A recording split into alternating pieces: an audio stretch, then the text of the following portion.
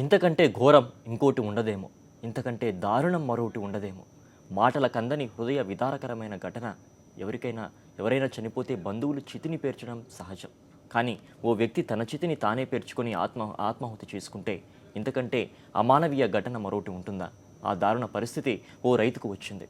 అప్పుల బాధ తాళలేక విదర్భలో ఓ రైతు తన చితిని తానే పేర్చుకొని ప్రాణాలు తీసుకున్నాడు.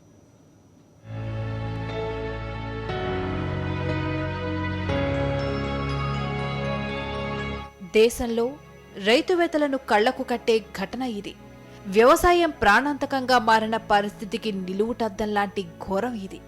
దేశానికి వెన్నెముక లాంటి రైతన్న బతికుండగానే సొంత చితికి తానే నిప్పు పెట్టుకున్న దారుణం ఇది. అన్నదాతల ఆత్మహత్యలకు పేరు పొందిన విదర్భ ప్రాంతంలోని ఓ రైతన్న తనకు తానే చితిని పేర్చుకొని ప్రాణాలు తీసుకున్నాడు.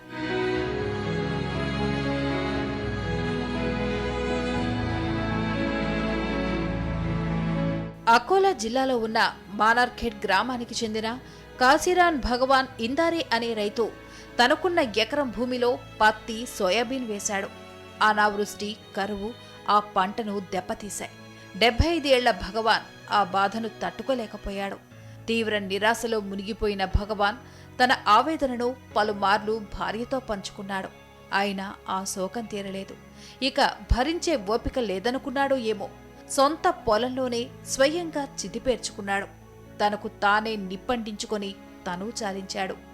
భగవాన్ రాత్రి ఇంటికి రాకపోవడంతో వెతుక్కుంటూ వెళ్లిన కుటుంబ సభ్యులకు కాలిన స్థితిలో ఆయన మృతదేహం కనిపించింది.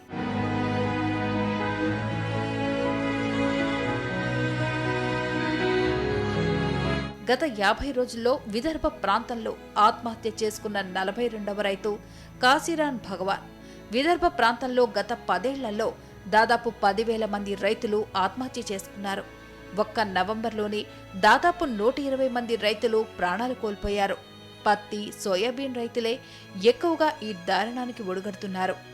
నేషనల్ డెస్క్, సాక్షి న్యూస్.